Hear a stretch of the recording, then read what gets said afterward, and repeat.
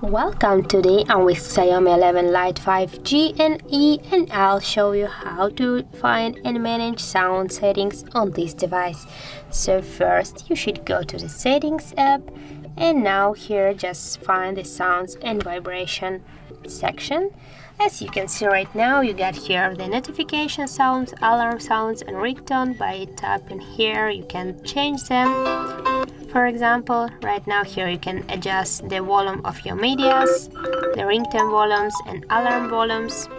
Also you can just turn off the sound assistant here.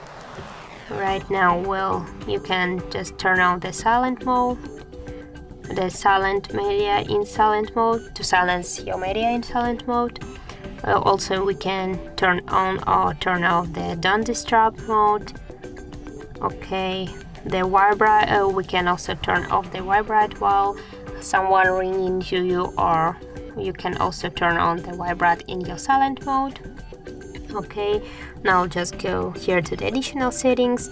Here you got the dial pad tones. If you will turn on this function, you can see, for example, when you will call to someone, you can see these tones.